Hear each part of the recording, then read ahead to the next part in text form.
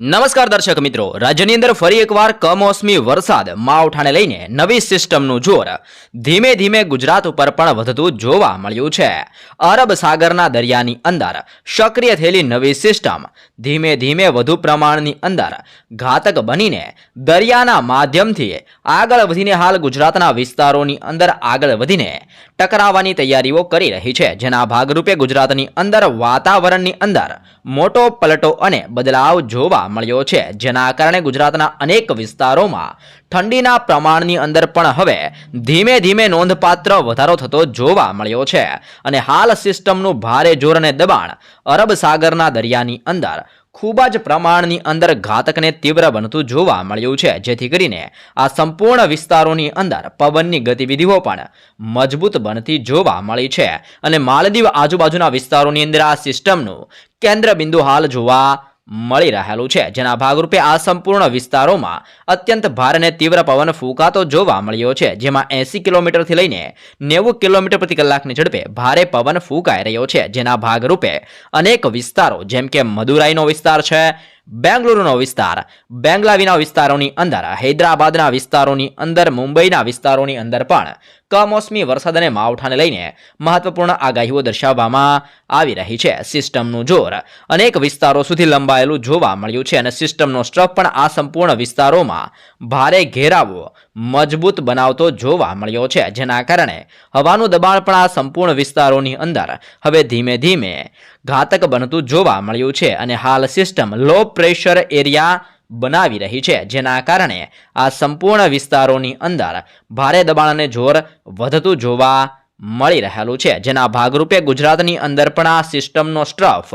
લંબાયેલો જોવા મળ્યો છે. જેમાં ગુજરાતની અંદર સૌરાષ્ટ્રના વિસ્તારોથી લઈને મધ્ય ગુજરાતના વિસ્તારો અને ગ્વાલિયરના વિસ્તારો, નવી દિલ્હીના વિસ્તારો અને જોધપુરના વિસ્તારો સુધી આ સિસ્ટમનો સ્ટ્રફ ધીમે ધીમે લંબાયેલો જોવા મળ્યો છે. જેથી કરીને ગુજરાતની અંદર આજે સાંજે અને આવનાર 3 દિવસો સુધી હજી પણ કમોસમી વરસાદ અંગે મહત્વપૂર્ણ આગાહી કરવામાં આવી છે.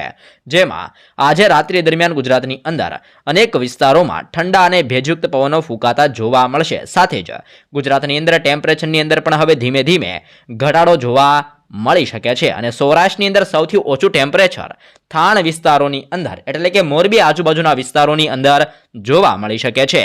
દેવભૂમિ દ્વારકાની અંદર અને જામનગરના વિસ્તારોમાં 18 અને 19 ડિગ્રી જેવું ટેમ્પરેચર જોવા મળ્યું છે. તો જૂનાગઢની અંદર 20 ડિગ્રી, ગીર સોમનાથ અને ઉનાની અંદર પણ 20 ડિગ્રી, ભાવનગરની અંદર 20 ડિગ્રી, સાથે જ અનેક વિસ્તારોમાં જેમ કે મહુવા, અમરેલીના વિસ્તારો છે જેની અંદર 19 અને 21 ડિગ્રી જેવું તાપમાન જોવા મળ્યું છે. એટલે કે 19 ડિગ્રીથી લઈને 21 ડિગ્રી સુધીનું તાપમાન હાલ સૌરાષ્ટ્રના વિસ્તારોની અંદર જોવા મળ્યું છે. જેમાં પણ મોરબીના વિસ્તારોની અંદર ચોટીલા, જસદણ અને રાજકોટ આજુબાજુના વિસ્તારોમાં 16 અને 17 ડિગ્રી જેવું તાપમાન જોવા મળી રહેલું છે. તે સાથે જ કચ્છના વિસ્તારોની જો માહિતી મેળવીએ તો કચ્છની અંદર સૌથી ઓછું આજે ટેમ્પરેચર જોવા મળ્યું છે. જેના કારણે ખાવડ વિસ્તારની અંદર ફક્ત 14 ડિગ્રી સેલ્સિયસ જેવું તાપમાન જોવા મળી રહ્યું છે. અને સૌથી વધારે ઠંડી હાલ કચ્છના વિસ્તારોની અંદર અત્યારે જોવા મળી રહી છે. જે બાદ નળિયાનો વિસ્તાર અને ગાંધીધામના વિસ્તારોની અંદર પણ 15 સેલ્સિયસ ટેમ્પરેચર જોવા મળ્યું છે. એટલે કે ઠંડીનું પ્રમાણ સૌથી વધારે અત્યારે કચ્છના વિસ્તારોની અંદર જોવા મળી રહ્યું છે. તે સાથે જ ઉત્તર ગુજરાતના વિસ્તારોની અંદર બનાસકાંઠા, સાબરકાંઠા, અરવલ્લી, પાટણ, મહેસાણા અને ગાંધીનગરના વિસ્તારોની અંદર પણ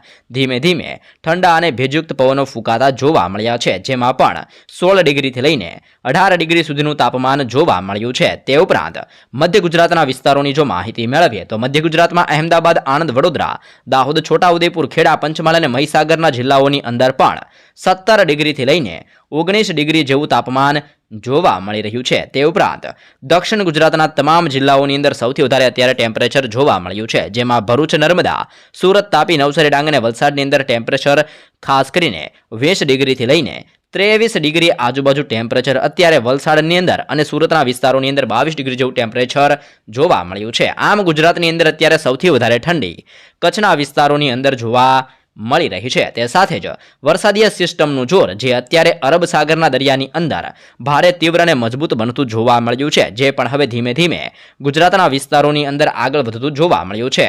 અને તારીખ 9 સુધીની અંદર આ સિસ્ટમની ભારે અને તીવ્ર અસર ગુજરાતના વાતાવરણ ઉપર પણ જોવા મળવાની છે. જેથી કરીને ગુજરાતની અંદર 9 તારીખ દરમિયાન અનેક વિસ્તારોમાં વાતાવરણની અંદર પલટા સાથે ધીમા અને હળવા વરસાદને લઈને આગાહી કરવામાં આવી છે. ખાસ કરીને ગુજરાતની અંદર 8 તારીખ, 9 તારીખ, 10 તારીખ દરમિયાન આ સિસ્ટમની ભારે અને તીવ્ર અસર જોવા મળશે, જેના કારણે હવામાનના નિષ્ણાત આંબાલાલ પટેલ દ્વારા પણ ગુજરાતની અંદર 3 દિવસ હજી પણ કમોસમી વરસાદને લઈને આગાહી દર્શાવવામાં આવી રહી છે. અત્યારે ગુજરાત ઉપરથી આવી રીતે ઠંડા અને ભેજયુક્ત પવનો ફૂંકાઈ રહ્યા છે અને આ પવનો ધીમે ધીમે ગુજરાત ઉપરથી થઈને અરબ સાગરના દરિયાની અંદર જ્યાં અત્યારે સિસ્ટમ જોવા મળી રહી છે તે તરફ ખેંચાઈ રહેલા છે. સાથે જ બંગાળની ખાડીમાંથી પણ ઠંડા અને ભેજયુક્ત પવનો આ નવી સિસ્ટમ પોતાની તરફ પવનો ખેંચી રહી છે, જેથી કરીને સિસ્ટમનું ભારે અને તીવ્ર દબાણ અત્યારે માલદીવ આજુબાજુના વિસ્તારોની અંદર સક્રિય અને મજબૂત બનતું જોવા મળ્યું છે. જેથી કરીને આજે પણ ગુજરાતની અંદર સાંજ દરમિયાન અનેક વિસ્તારોની અંદર ઠંડા અને ભેજયુક્ત પવનો જોવા મળશે. સાથે જ વાદળ છવાયા વાતાવરણ સાથે